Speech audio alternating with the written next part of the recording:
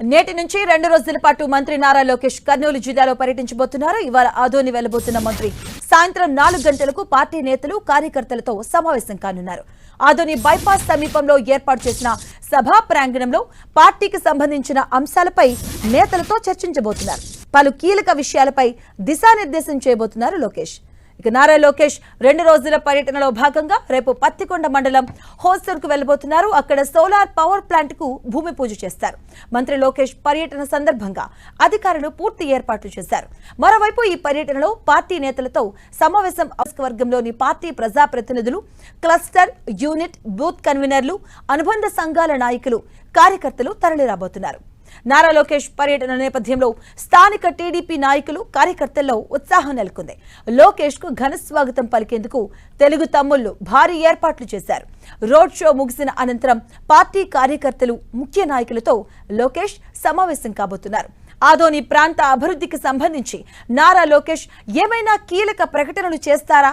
ఆదోని భవిష్యత్కు మార్గం సుగమమయ్యేలా కొత్త హామీలు ఇస్తారా అని ఆదోని ప్రజలతో పాటు పార్టీ శ్రేణులు ఆశగా ఎదురుచూస్తున్నాయి.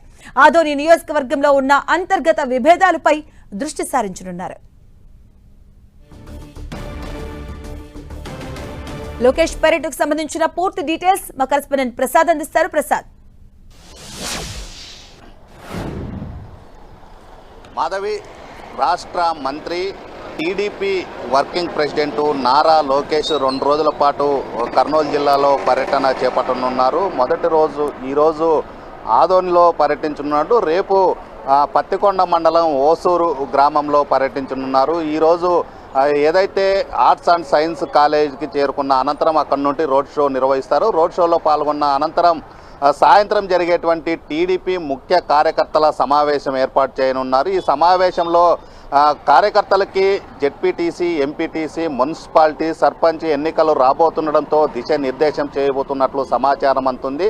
రాష్ట్ర మంత్రి వర్కింగ్ ప్రెసిడెంట్ మొట్టమొదటిసారిగా రానుండడంతో ఆదోని నియోజకవర్గంతో పాటు పత్తికొండ నియోజకవర్గ టీడీపీ శ్రేణులు మాత్రం హర్షం వ్యక్తం చేస్తున్నారు. మొదటిసారిగా ప్రభుత్వం ఏర్పడిన తర్వాత మొదటిసారిగా రానుండడంతో మాత్రం జోష్ నింపిందనేది స్పష్టంగా అర్థమవుతుంది. అదేవిధంగా ఏదైతే ఆదోని నియోజకవర్గంలో మాత్రం కూటమిలో వర్గ విభేదాలు తారాస్థాయికి చేరడంతో ఇప్పుడు నారా లోకేష్ రానుండడంతో మాత్రం వాటిపైన ప్రత్యేకంగా దృష్టి సారించే అవకాశం ఉన్నట్లు స్పష్టంగా అర్థమవుతుంది. అదేవిధంగా ఏదైతే సెకండ్ బాంబేగా పిలువబడేటువంటి ఆదోని ప్రత్యేక జిల్లా చేయాలనే డిమాండ్ ఊపందుకోవడం, దాదాపు అనేక రోజుల నుండి దీక్షలు చేస్తుండడంతో ఆ ప్రతినిధులు కూడా నారా లోకేష్ని కలవబోతున్నారనేది సమాచారం అవుతుంది. దీంట్లో రాష్ట్ర మంత్రి నారా లోకేష్ కీలకమైన ప్రకటనలు ఏవైనా చేసే అవకాశాలు ఉన్నాయనేది ఆ క్యాడర్లో కానీ సమాచారం అందుతుంది. అయితే నియోజకవర్గ అభివృద్ధి కోసం ప్రత్యేకంగా ఒక అజెండాను రూపొందించారు. నియోజకవర్గానికి సంబంధించినటువంటి ఇన్ఛార్జి మీనాక్షి నాయుడు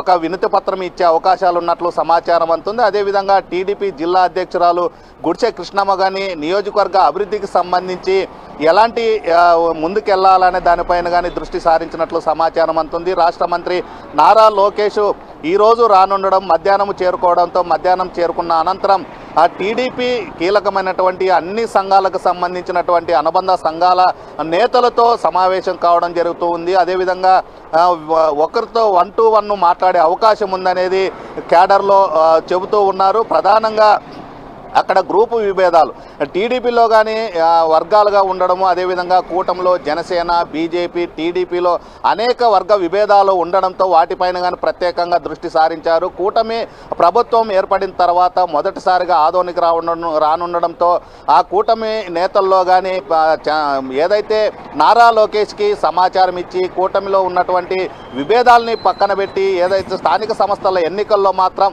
పూర్తిగా నియోజకవర్గాన ఉన్నటువంటి ఎంపీటీసీలు, జెడ్పీటీసీలు, సర్పంచులు, మున్సిపాలిటీని కైవసం చేసుకునే విధంగా దిశానిర్దేశం చేయబోతున్నాడనేది చెబుతూ ఉన్నారు. ప్రధానంగా నారా లోకేష్ మొదటిసారిగా రావడము, వర్కింగ్ ప్రెసిడెంట్ అయిన తర్వాత రానుండడంతో మాత్రం క్యాడర్లో నూతన ఉత్సాహం వస్తుందనేది స్పష్టంగా అర్థమవుతుంది.